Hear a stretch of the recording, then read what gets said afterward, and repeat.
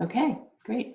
So we're recording now. Hi, Caroline. Hi, everybody. This is Karen Flaherty from Living by Human Design, and welcome to Human Design Weather. Today is Friday, March 27th, and it's been an incredibly long March this year. I was just thinking that the other day. It's like, wow, March 1st, and that first week of March was like, how are we coming in like a lamb? And we are certainly going out like a lion. So but we get to choose how we're actually doing that and how we're being in our relationships. And I'm so happy to have Caroline Gaddy on with us today. She is a relationship expert. She's a human design specialist, and she's been studying this for a number of years. And she can tell us a little bit more about herself. But welcome, Caroline. I'm so happy to have you here today.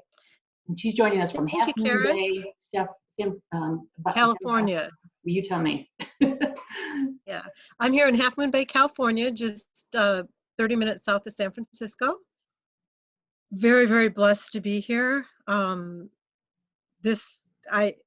decided late last year to really step into the projector experiment and truly go with invitations and my emotional authority. And so far, it has not led me wrong. I'm in a really blessed place right now. So. Oh, that's Good great. to see everybody here, and I hope everyone is well. I'm the owner of Resource Journeys, and I use human design and coaching to help people embrace their authentic callings and to step into, with courage, the things that they need to move into and to release that which is not working for them. And boy, are we not doing that on a global venue right now. Trying to identify what works for us and release that which doesn't as we move through this event. We sure are, and just as you were as we were getting on, you were talking about the transits, and I've actually talked about the transits the last 2 days, also, Caroline. Mm-hmm. And so, in the Sun and the Earth, we're in the 17, which is typically called the Gate of Opinions, and then the 18, which is all about improvements and making improvements and editing things and changing. And so those are two interesting ones to be in right now, right? But then you noted that we've moved from we've got two planets in the gate 61, which typically we call the gate of the thinker, asking why, the question why, and then the gate 60, which historically we call the gate of evolution or growth, but now we're calling, what did you call it? The 60 is the gate of wonder. Wonder. And this, okay. I'm sorry, the 61 is the gate of wonder. And the 60 is the gate of conservation. And conservation in this respect that we look at what resources we have. We focus on the resources we have, not so much on what we don't have, but what do we have and what can we expand on. Mm-hmm. Great. Yeah. And the wonder? And I would also add that the 17, sorry. The wonder is how we take the idea of getting answers off the table and just focus on possibilities and understand that we don't find the answers. The answers show up. We're here to clear the deck so that the realm of possibility is endless, and therefore not put ourselves in a box or restrict our path forward, but to remain in the state of expansive wonder. Huge shift, I think. It is. Yeah, I forgot where I was going with this.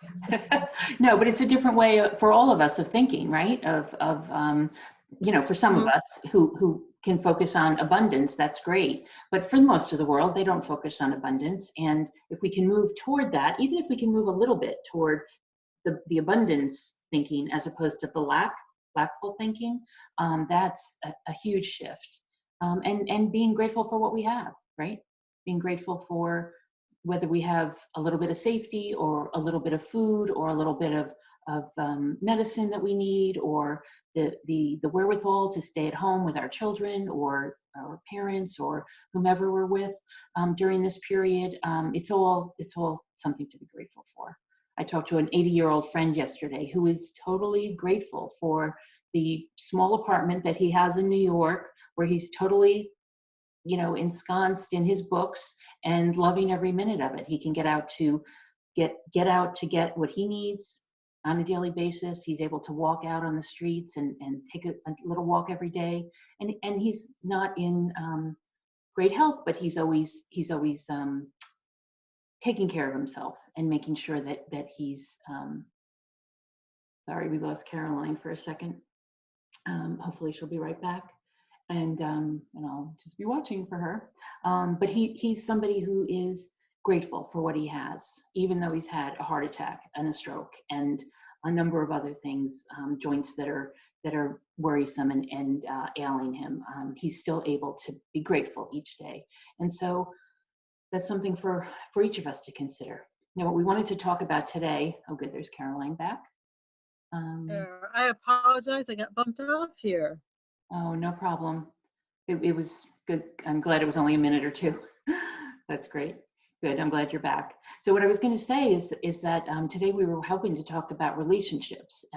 Caroline and I had talked about relationships before. I don't know if any of you caught our quantum alignment system chats during the summer. That feels like a long time ago, Caroline. But we had a different world, right? We had a good time doing those, and so we thought we'd kind of do that again today and talk about what it means to be in relationship during this period, during whether you're in isolation or you're somebody on the front lines who's working, or you're somebody who's caring for someone, especially for the caregivers. We wanted to give a shout out to them and perhaps give them some ideas for how to deal with different dilemmas or challenges that might come up during this period. So I guess, and we wanted to touch on partners, kids, having kids in the home, talking about physical versus social distancing, and then the vulnerabilities perhaps of caregivers, especially the primary caregivers, talking about the open centers, because if you have if you have any of the open centers, especially the will or the solar plexus or the root, those can cause particular issues when you're in close quarters for a number of days. Knowing when to say yes and no, because many of us are generators, 70% of the population are generators, and so it's a good time to practice the yes and no questions to each other so that we can get a clear idea of what is needed in the moment and not jump to conclusions perhaps. And then finally to talk about the power of words. So that's kind of our little agenda for today. We'll see how far we can get, Caroline. Okay.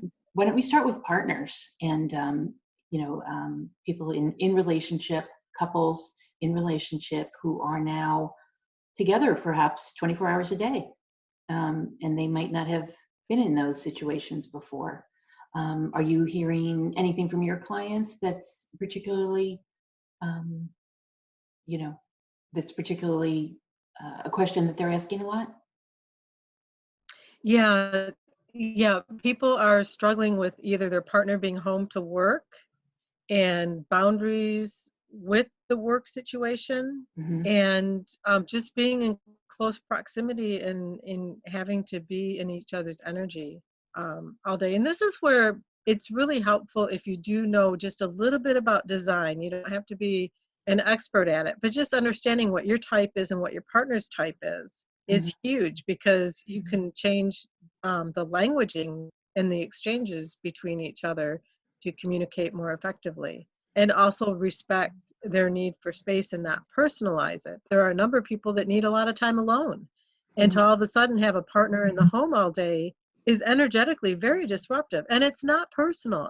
It's not that you don't love your partner or that you don't like being with them, but you've got to take care of your personal needs first. So being able to identify the need to be alone is really helpful, and then expressing that to your partner that this is not personal. This is what my needs are.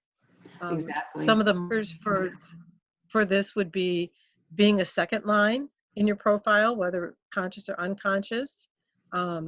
Having what we refer to as the lone gates, which would be the 40, the 12, and I'm gonna forget the other one.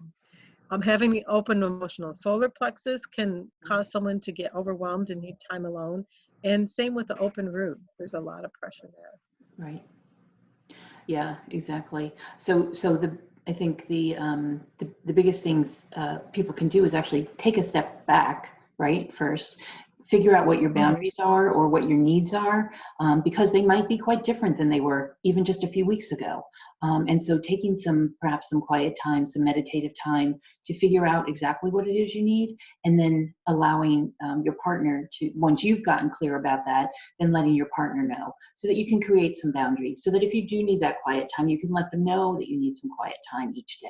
Because if somebody's been working 12 hours a day, with the commute plus the working, right? I mean, that's a normal schedule for most working people, is that they're away from the home 12 hours a day. Well, that's a long time for the other person to be at home, whether they're working or with children or doing anything else, right?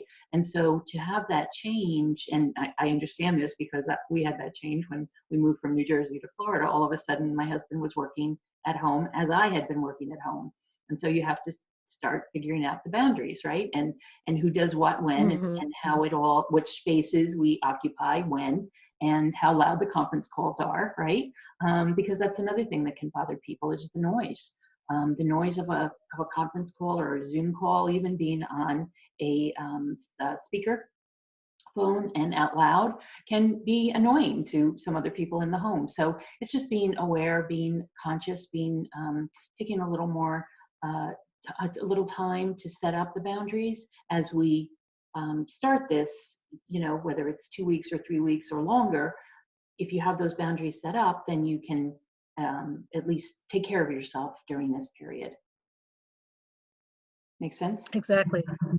Yeah, and I think getting clarity on what exactly is the issue to start with. So Mm. somebody might be triggered by seeing empty coffee cups or empty glasses around the house. And um, instead of focusing on those cups, focus on what exactly is it about the cups that's triggering you. And this again is where the yes or no questions come from. I've seen some Mhm. people have some humorous approaches where they make up fake coworkers and say, "Oh, that Doris, she left her coffee cup again," and trying to Right. make light of it. Yeah. But really, the issue is rarely the coffee cup. You feel like you're losing control of your space. You know, getting to the yes or no questions to figure out exactly what the issue is and deal with the issue instead of the peripherals that will make everything blow up. Right. Yeah, Right. and a sense Yeah. of humor is huge. Right. Right. And the coffee cup could really be a boundary issue. I mean, if somebody is in control of the kitchen, no matter who it is, that person is not going to like those coffee cups being left in the sink, and that's not the usual way that they operate. And so that could become a bone of contention. And so, especially if one person has the defined ajna and the other doesn't, some people will be more clear about their boundaries and other people may not be as clear about the boundaries, or even that they're overstepping the boundaries. There can be dueling ideas about how things are going, especially if there are two defined ajnas, which is the green triangle up at the top. So yeah, those head and ajna issues can really come into play when we're in close proximity. But again, it's not personal, it's just energy, and that energy can be dissipated just as easily as it can be uh, congregated, basically. When things come together, sometimes they need to come apart. And so a good thing to do when you feel like there's an argument coming on is to ask a question or excuse yourself, or and say, let's discuss this later. Let's give ourselves half an hour. I'll go for a walk, I'll come back, and then we can talk about it again. Things like that, especially if there's an open solar plexus and a defined solar plexus, or an open root versus a defined root. Any of those combinations can help by it can actually help the situation by being apart for a little bit. And so give yourself that opportunity to go for a walk, or go get a cup of tea, or go watch a show, or do something else to decompress and think it through a little bit, and come back with a clearer idea of what you really want to say. Because I think the other thing that's coming up, Caroline, I don't know about for you, but when all these other things go away, all these other trappings, the meetings I used to have, the different activities that we used to do, all going out on the weekends, and all these things have gone away now. So what's left? What's left Mhm. is us, right? What's left is us, and whether it's a partner or the children or the family, the values are shifting. and actually, I shouldn't say the values are shifting, perhaps, and we have to be careful about the words, as you've mentioned to me. I totally get that. We want to be careful about the words we use. So I don't think the values are shifting so much as the values are being revealed. I feel like they're being revealed to us in a much clearer way, that we were driven to, whether it was to commute or to donate our time or our money, or commuting, or being so tied to a job. Now, if you've got an extra 2 hours a day and you're not commuting, what are you doing? What are you doing with those extra hours? Keep the structure, but what can you do with those extra hours so that you can Mhm. something that you really value? And another point I think that needs to be addressed is that we need to be able to, at this point, look within and say, how do I need to meet my needs? Because many people have been living lives that are so busy, and they're constantly trying to keep up with taking care of everybody and everyone. Right. And they have not allowed themselves, or felt that it was selfish, to look within and say, well, what do I need? And especially when you're in the home with your family and you're starting to feel frustrated, rather than lashing out or looking at something in your environment to figure out why you're feeling uncomfortable, Hmm. go within and say, what is it I need at this moment? What am I asking for? What needs are not being addressed? And focus on giving yourself what you need. And once you do that, then you're better able to cope with those around you. Hmm. But especially for women who are acting as caretakers, we're so used to putting everybody else first, and we don't allow or permit ourselves that self-nurturing. Hmm. And this is a great time to go inside and address with, where have I not been taking care of myself? Where have I not being allowed myself to either give to myself or even receive? We're horrible at receiving. Hmm. And so ask to receive whatever you need to receive from your family, regardless of what it is. Right. So, And we yeah. mentioned yesterday with Anita, but I'll just repeat it, that so many people I know, so many of my clients have been rushing, as you said, serving everyone else, not in balance for a long time, that they're probably burned out, that they Oh, probably, yeah. right, got home or Mhm. stopped working at an office and all of a sudden realized they're just exhausted. So, and I would just, suggest that it's probably a combination of things, right? It's the emotional stress of what's going on. It's the physical stress of being home with the kids 24/7. And it's also the ongoing stress of having been at the job and trying to balance things for so long, life and work, right? Or sorry, work and family, that it's taken a toll. And so a lot of people need rest, I think, during this period. And so Mhm. I would suggest get as much rest as you can, get as much sleep as you can. It may be, in bits and pieces, it might be a little stressful even to sleep, but once you start doing it, I assure you the sleep will be a welcome relief. And then also to keep a structure a bit, as much as you Mhm. can, of eating and sleeping and exercising, so that you keep yourself active and as and keep the stress levels as low as possible, because that will also help the relationships, right? It'll help you deal with the children. It'll help you to deal with the spouse or partner or whoever is in your life. Absolutely. So, Yeah. do we want to talk at all about, or in some way about having the children at home and what uh, ideas and parenting? We're going to talk more about parenting with Kristen on Tuesday, but do you have any suggestions, Caroline, for parenting and what's going on with the children being home and homeschooled, perhaps? Sure. I actually homeschooled my children off and on. Oh, great. And I also worked as a resource clerk in a charter school that supported homeschooling. So this is an area that I feel pretty strongly about. First of all, to me, the word homeschooling does not mean repeating what happens in the classroom at home. And I would point out to parents that are kind of new to this, that the actual amount of learning that takes place in a school day is it takes maybe 2 hours at the most. Most of the day is spent on class management and transitions from one thing to another. Mm-hmm. So any pressure that you're feeling, I invite you to please let that go. Learning it takes place in everything you do. You can turn a cooking lesson into a math lesson. You can turn Great. Writing into music. Put on some music and ask your kids to write to music. What does this music inspire you to do? Um, Allow your kids to direct what they choose to learn by their interests and follow them. And you can build entire curriculums around music or around a particular interest. One of my boys went through his spider and beetle phase, and so we just built everything around spiders and beetles. Um, in, Evoke curiosity again, because I'm sorry, but our schools do not. Curiosity and creativity is crushed at every level. And if you have your children at home, this is a great time to find opportunities to spark that up. Now, there's been a lot of discussion about what's going to happen in the upcoming decade as artificial intelligence displaces workers.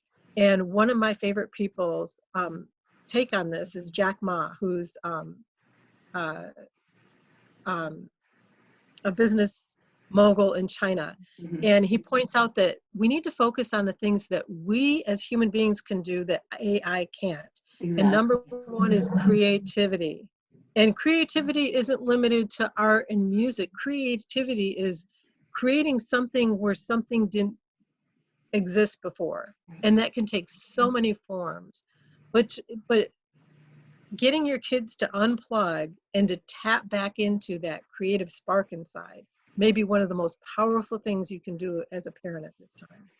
Get away from the structure and in the box thinking and really, really explore the realm of possibility of what is it you want to learn, or what is it you want to know more about, or what do you want to explore, or who do you want to be? Not what do you want to do, but who do you want to be? Right.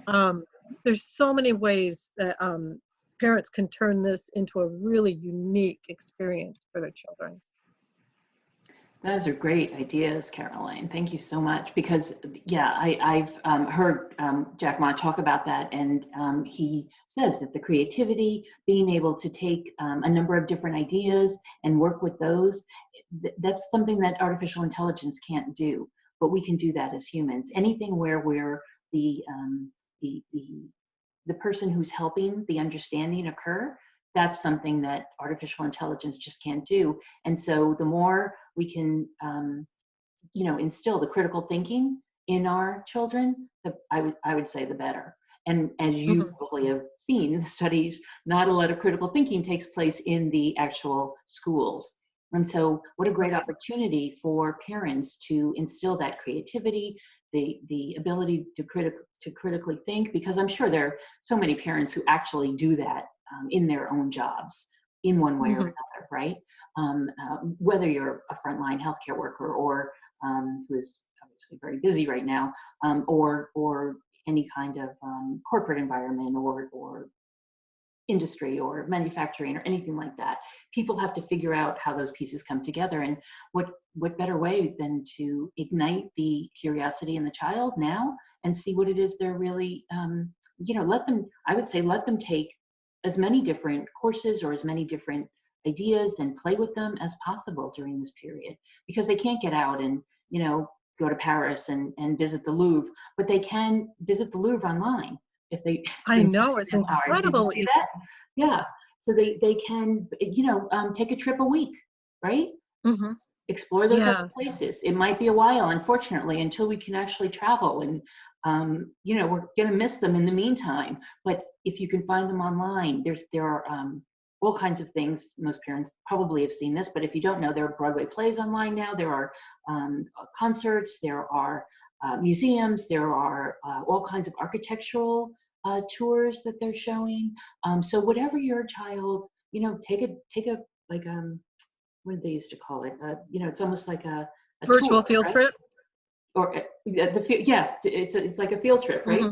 do the field trips to all different, parts of the country, parts of the world, parts, different topics, and try something different every week. You don't have, I mean, I don't know what the rules are, but I don't think they have to follow the curriculum, right? Strictly, or do they? It's varying from district to district. We're figuring this out. Yeah, I think most It's people are brand new figuring it out. territory. But I would Um, say do it, do what you feel is right. This is another reason to use your gut in this kind of mhm, environment, right? To use your gut, to use your children's guts, and to ask them what they really want to do. Ask them what would have made school more exciting, and then recreate it for them. mhm. Create it for them, because And it if it means that is they. mandated, you know, yeah. And if there is work that's mandated, most children are going to be generator type. So ask them yes or no questions. Would you Mhm, like to do your math at 9 o'clock this morning? mhm, Would you rather do your math at 1 o'clock this afternoon? Do you think you can complete your math by 1:30? right, Because I'm gonna tell you that it does not take long to, once you decide to do it, to whale through that work. It right, really, it right. yeah, there's a lot of time in the day. Yeah, And I, there is. I just want to acknowledge all the wonderful professionals throughout the world. Like there's marine biologists that are inviting children via webcam to come onto their ships and watch them as they work with wildlife, as they track Oh, whales. And just the possibilities right now are incredible for people to really pursue the things that they love to learn about. yeah. And the more, I mean, you probably saw this in your children, but the more excited the children are about what they're learning, the more they're going to learn. Oh, It's just as absolutely. they're little. It's like osmosis. They will take it all in. It's probably actually a good time to learn a new language.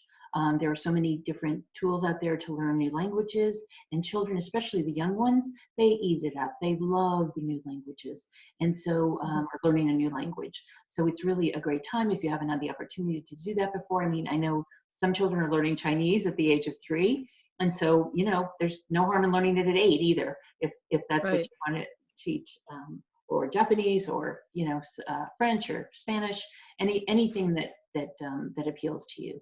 Even as a family, I mean, I know there are lots of families who come from a particular country, but they haven't taught it at home because they wanted their children to learn English. Some of my nieces and nephews never learned Spanish, even though their father is Hispanic. And so it's really a great time to, kind of do those things that you wouldn't have thought to do previously, or that you didn't think you had the time to do previously. And now you have the time to do it. Right. Wouldn't it be nice if they had another language as well? Yeah. And if you have the opportunity in the space, I would encourage people to look at growing food. Um, Yes. and you don't even have to leave your house to do it. I buy seeds on eBay all the time. You Hmm. can buy pea pods and everything you need. And what a great science project, math project, can graph, you can plot, you can wrap in weather. Uh, Hmm. Try and take as many threads and weave them together into a single activity, and you hit so many subjects at one time. Plus, you're engaging kids, and they love watching their world evolve. It's a great time to get a butterfly pavilion and get some. You can order them through online and Oh, get really? the eggs delivered. Not the eggs, but see, it's been a Right. while since I've done it. But anyway, you can raise your own butterflies and release them. Oh, wow. There's so many creative ways to. What a great thing for Easter, instead of the cruddy eggs and that plastic and the candy. You know, get a butterfly pavilion for your kids for Easter, and Mhm. yeah, Oh, there's no that's end, no end of possible things for people to do, and yeah. it doesn't really require a whole lot of resources these And I days. suspect they can find a lot of this online, right? But what a great idea to start a garden. It is springtime in most of the country, and this, at least in the US, and wouldn't that be a wonderful thing? And also an easy way to stay out of the grocery stores as much as possible, right? So that you could, Absolutely. in fact, grow Yeah. your own, spinach or kale or squash or whatever it is, that Mhm. you put in the garden, plus some flowers and, things to kind of brighten up the atmosphere. We can make our own victory gardens, right? Absolutely. Absolutely. So, Cool. Great. So, I just wanted to mention the difference between only, and this is part of the wordsmithing, the physical distancing versus social distancing. I've seen that as a distinction come up over the last Mhm. 24 hours, Caroline, and I just wanted to mention it because physical distancing is, of course, staying 6 feet away from people outside your home, but social distancing is really not what this is about. We, just as Caroline and I are getting to talk today, social distancing via Zoom or uh, talking to people on the phone or texting or finding out how the grandparents are, how your parents are, how other friends and family are in different parts of the country and parts of the world is a great way to stay connected. And it really helps us. I've found great comfort in connecting with people that I hadn't talked to in a while. Have you found the same thing, Caroline? Absolutely. I've been catching up with people where, I always had to consider their work schedules and everything, and now it's much easier to Not so get in much. touch. But this is a great time to get in touch. And it's also, again, if you have children and you're trying to keep them busy, there are assisted living and retirement communities and long-term care facilities that have residents that are feeling very isolated, and they've gotten iPads or other types of devices to help their residents connect. Oh, And nice. you can volunteer, to connect with someone online. I mean, you could play chess with someone or checkers with someone that you've never met before and help them pass for them is a very long day, and foster new types of connections. New So again, relationships. Mhm. technology has really made this whole event a lot more manageable because there's so many ways that Yes. we can connect now and Mhm. instantly. I mean, it's amazing. It is. Although, we could go back to writing letters. Um, Mhm. Certainly, we still have mail, and that would certainly lift people's days that are isolated. Right. And it's another activity that kids can engage in, Yes, with kids and practicing their adults. English, practicing their, yeah. Hmm. Yeah, yeah. Or writing it in the new language or things like that. Hmm. Sending So notes. I'd like to address the energy of the 61, go back to that, Okay. and then just briefly the 60, because it's um, such a relevant part of what's going on right now. So early in January, we had the gate 61, not only the sun transiting in the gate 61, but we also had Saturn, Pluto, Jupiter, and Mercury parked there. That was a lot of energy on January 12th. And the gate 61 is all about possibility and wonder and seeing, um, um, allowing for answers that we couldn't begin to imagine. And one of the phrases from our new quantum language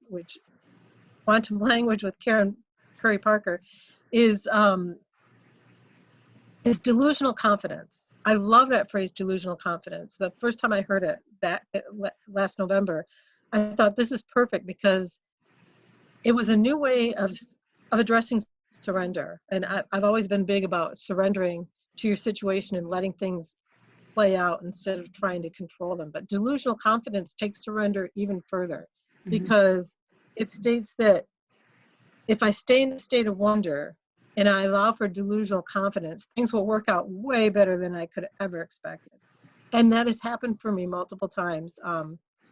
Just going to conference, I had a very tight connection. And normally I would have been stressed on the airplane and trying to be on my phone and figure out, well, how am I going to get to this gate in time? And I just handed it over. And when I got off the plane, right across from my gate was the American Airlines desk. And as I stepped up, the person that was in line stepped away. And as I explained what I needed from them, a cart was going by that they put me on that got me to my gate. It's just amazing what happens when you're delusionally confident. Same thing, I was in Ecuador earlier this year, got text and email messages that the borders were closing, that my flight was canceled. And Uh-huh. I was just delusionally confident that whether I stayed or left, it was all going to work out. And I easily got home, within Mhm. 24 hours. It just, everything fell into place. That's Um, I think that when you take stress away and the worry, you energetically allow to receive.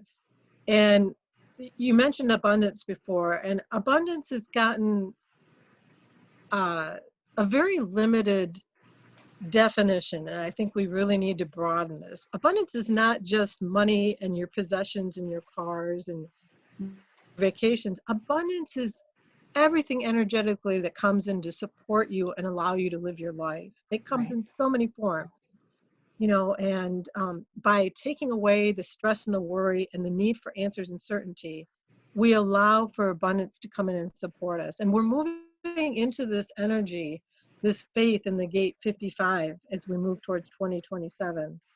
This is going to be so important. We can no longer rely on structures like the government and our healthcare system and our education system. Hmm. We need to find new ways of supporting ourselves as we move forth in our life, and it's going to be our faith. It's going to be our connection to source and our faith and our belief that if we release our worries and allow ourselves to be supported and we don't take more than we need, we will get what we need to sustain us. Hmm. Um, Yeah, I think of it as spiritual abundance. And when I talk to clients about it, I think about it as, or when I think about it, it's air and food and water and friendship and connections and food and wine and you know, all the good things that we have in life, that and sunlight, for example, many of which come to us for free, right? That don't even require us to spend a dime. And that's what I love about that whole idea of abundance being so all-encompassing, Caroline, is that it really can, it covers almost everything. It covers everything that's coming into us to take care of us, right? It's all the support that we need. right. And tapping into that when things get strained at home is a great way to redirect and shift the perspective in the household. Mhm. If everybody's starting to come, you know, to a boil with emotions, if you can get everyone to pause for a moment and Right. shift their perspective and say, what are you grateful for? What do you have this week that you didn't have last week? Hmm. And immediately you change the energy, Right. Whether you right? do Just it by at dinner shifting that or, perspective. yeah, whether you do it at dinner or first thing in the morning, whatever feels appropriate for your family, it's a great exercise to do. And it Mhm. really it can set the tone for the entire day. And so I would highly recommend that. We like to do that exercise when we had two foster children with us, and it was just a really beautiful way to talk about what happened, what's changing, what's new, what's exciting. And actually that's a nice segue into another thing I want to talk about, which is trying new things. This is a great opportunity to try new things as a family, as, for yourself personally, as an individual or as a couple. Try new things. Try, you know, if you haven't gone bike riding together in a while, try that. If you haven't gone for a hike in a while, or you know, anything outdoors that would allow you to get some exercise, or to be together, to think together. And again, if you have your charts, you can see where on your chart it would be best or easiest for you to kind of come together for those new adventures. But whatever it is, try something new, and also try something new as a family too. Mhm. Mhm. Absolutely. Did you want to talk more about the 61, Caroline, or the 60? Well, as time has gone on, we a couple of the planets have shifted out of the 61, Hmm. which is the gate of wonder and possibility, And it's up and in red, by the asking way. I forgot questions to mention without, that. yeah, without expecting an answer, but just making space for it to show up in its own time. So a couple of planets have moved into the gate 60, which is all about conservation, which is all about it's the path towards mutation, but not mutation just for the sake of something different, but taking a look at what's working and what's not working and trying to conserve and hold on to the things that are working Hmm. and being willing to release those that are not, and taking a good look at the resources that you have to support yourself in Hmm. that, and recognizing and acknowledging and giving gratitude for the resources you do have. So Great. um,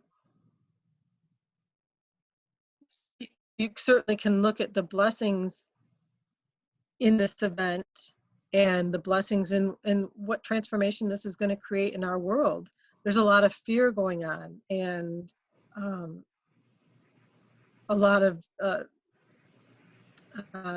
scenarios are being played out. They have to do with government control or manipulation or all sorts of things. And spending time and that energy is fruitless. It just creates more stress. But looking at the possibilities and the gifts of transformation, and the more that we see it, the more it shows up in our world. Right. And I think too, people tend to feel powerless at this moment.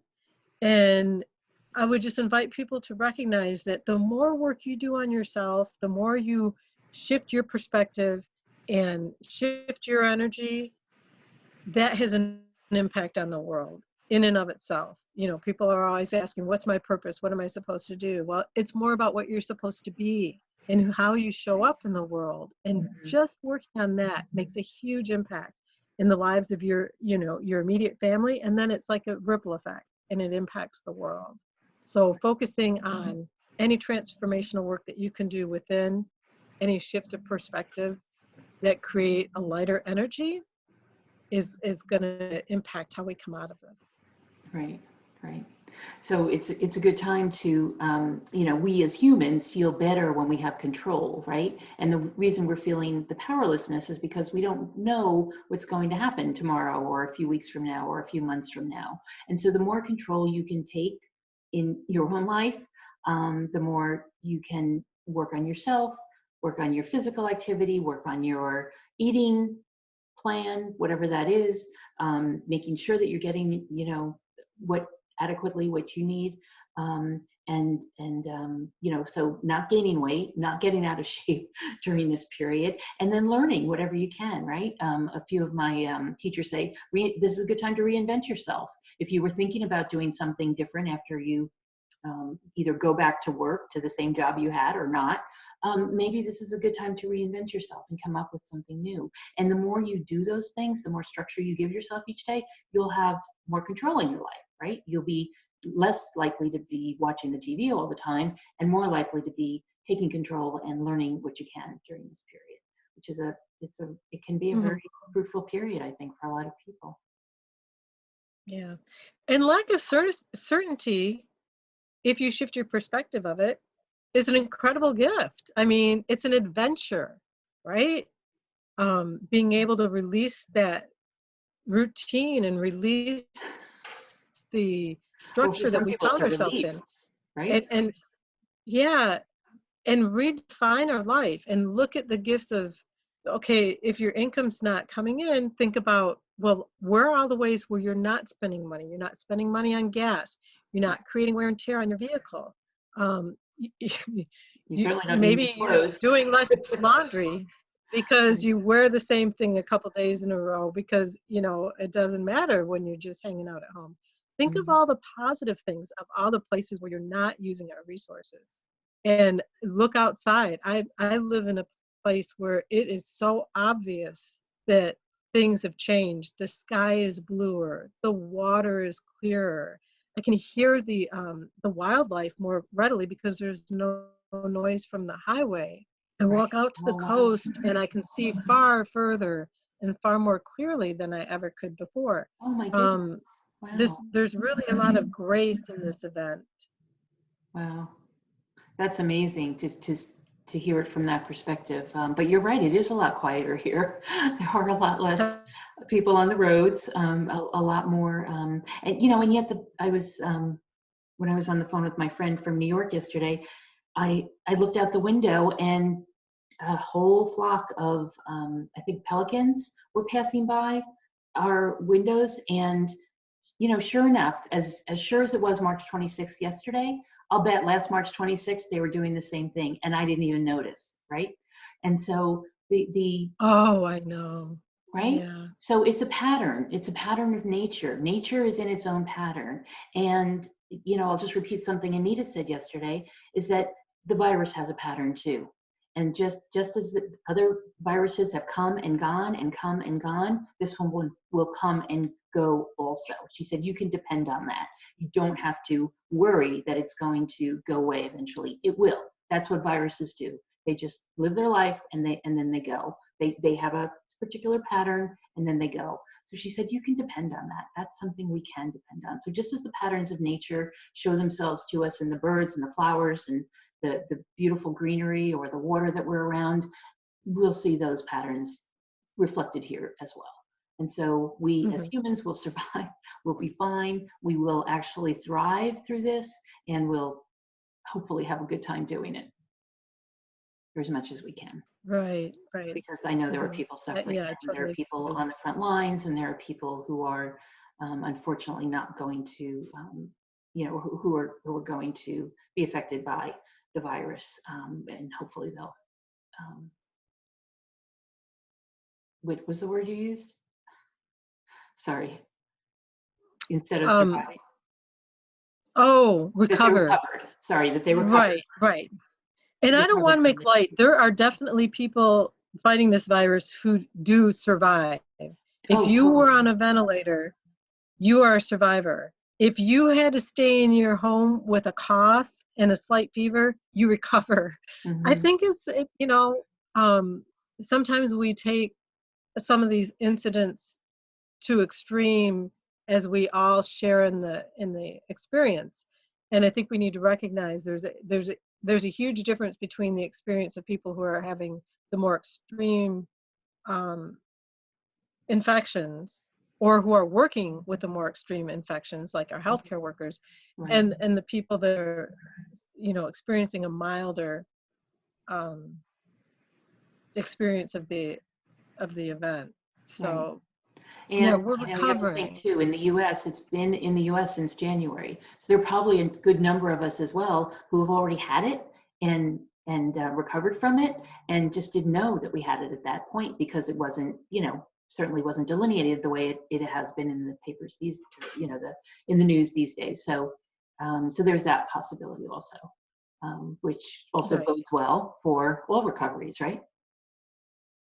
hmm and I would invite people, at some point we're going to be past this, and I would just invite people to really hold on to the lessons and the gifts that you experienced, and do not allow ourselves to go back into a life of complacency and go back to the way things were. And number one, it may not be possible to go back to the way things were. Um, but if that opportunity arises, to please remember and hold on to the things that were really meaningful, and don't let yourself slip into that coma of just going through the day to day. Mm-hmm. And hopefully, understand that we need to learn from this as we rebuild our healthcare system, and as we return to the education system. Hopefully some lessons will be learned there as well, and we'll become more adaptive and resilient in our recovery. Mm-hmm. We will. Do you want to talk a little bit about the some of the open centers that we had discussed? Do you want to talk about those Yeah, a little bit so more? Just when because we're, those when we're come up in so much in relationships, right, Caroline? yeah, yeah. So when we're in relationships, the places that I feel we are most vulnerable in, when our things shift at home, is the open emotional solar plexus, because anyone with an open emotional solar plexus is picking up on the emotions of everybody around them and amplifying them. And if this is going on 24/7 instead of just a couple hours a day, that's going to make a dramatic shift Mm-hmm. in the energy in the home. The open root center is also, it's a pressure center, and it creates this pressure to do. And people may feel like, even though they're home, that they have to fill their days, and that they need to get all these things accomplished that they put on the table, Mm-hmm. or they put off the table for a while, or been postponing, and they're saying, okay, so now I got to deep clean this and do. Try and recognize the shoulds and what actually needs to be done, and find a balance so that you can truly make the best use of this time, taking care of yourself first and taking care of loved ones, instead of um, falling prey to that pressure. The open will center can cause you to agree to do things that you don't want to do, and to overcommit. So be Boundaries. aware of that. hmm And the open head center is, looking for that certainty, Right. and taking on the pressure of wanting to know, not only for themselves but for other people. Right. And I'll just add with regard to the open emotional solar plexus, this is where we certainly can take in emotions from other people around us, but we also can take in the emotions from the TV. And so this is where you might want to put a cap on how long, or how much of the day you actually are watching the news, whether it's online or TV or however else you're getting your information, reading the papers, if you still get papers. You still want to put a cap on it, because otherwise it can get overwhelming very quickly. And that Right. emotional solar plexus will take it in. And just also the root will take in the stress of the situation. And that's what the open root is really good at, is taking in the stress of any situation. So whether it's remote or in the home, it'll take in the stress and Mhm. amplify it, basically. Right. And the open route is great at telling stories or creating stories. So when someone with an open route is asked a question, instead of responding to the question, they feel all this pressure and they create stories as to why they couldn't or why they haven't kept up or how overwhelmed they are. And it's simply just address the question. Don't go into anything else, because usually the other person's just looking for a yes or no. What's for Mhm. dinner tonight? And, and if you say I don't know, that's okay. You don't have to go into story of, oh my gosh, I forgot to do this and I didn't have this and I don't have that. Just say Mhm. I don't know. And that's okay. But the open route never experiences those questions simply. And once you identify that and you start becoming aware of it, you can catch yourself and pull yourself back and just simply address the question and release any pressure to do anything else other than that. Thank you for the reminder, Caroline. I have an open route. Yeah. Yes or no questions, and asking them back and forth to each other is really helpful, especially if you have generators in the home. Generators or manifesting generators, we all have the sacral where we can answer with a gut response, yes or no. So asking what the kids want for dinner, you can say, do you want chicken? Yes or no. Do you want fish? Yes or no. And then just go through those options. If you're getting takeout, same thing. Just ask them Right, and get the answers that way. It's a lot easier than saying, "What would you guys like for dinner?" and hearing crickets, right? right. Or hearing constantly shifting answers. Right. You'll get a much more concise answer if you do the yes or no. Ask it as a yes and no question. Yes, great. Mhm. So, anything you'd like to wrap up with, Caroline? Any last thoughts before we end? I'm so glad you were on I would today to talk just, about relationships. yeah, I would just invite people to really sit back and try and put fresh eyes on this and release your expectations and recognize all the gifts and the wisdom that's coming out of this event. Um, the human generosity and goodness that's coming forth, focusing on that rather than more negative elements that might be coming out in the news, and trying to remember it and capture it and share it with other people. I think that we're in a really incredible time, and I'm excited to see where we end up at the end of the year. Mm-hmm. um, this could be a truly pivotal, you know time in history. It could be. It's it's causing. I think it's once people get through the initial, kind of wonder, shall we call it, Mhm. of what's going on, and realize that they can have a combination of control over their own life and some boundaries, and create the clarity in their family of a system, a structure that works for them. This is really not so bad, to be spending time with family and reconnecting with friends, and knowing what's going on with our elders, right? If we've got grandparents or grandparents or aunts and uncles who are in different parts of the country. Great time to reconnect and really make the love known, make the care and the connectedness and the love known, so that, if when this is over, that's what people will remember. That's what the kids will Mhm. remember, right? The kids won't remember how many hours they spent on math each day. They're going to remember all the fun activities. They're going to remember the times when they really got to stretch their curiosity and stretch the boundaries of what was usually done in school. And so this could be a really nurturing time for families and um, and and partners, and ways to grow and connect in a way that we haven't been able to before. So thank you again, Caroline, for being on today. I'm so happy you're here. Thank you, And Karen. have a wonderful weekend, and we'll catch up soon. And everybody else, thanks for being here. Thanks for being on Human Design Weather. And we'll keep watching those transits, and just take good care of yourself and do what you need to do. Be sure you know what you need to do and what would make you feel the best. Thanks so much. Have a great day. Okay, Bye-bye. thanks. Bye-bye.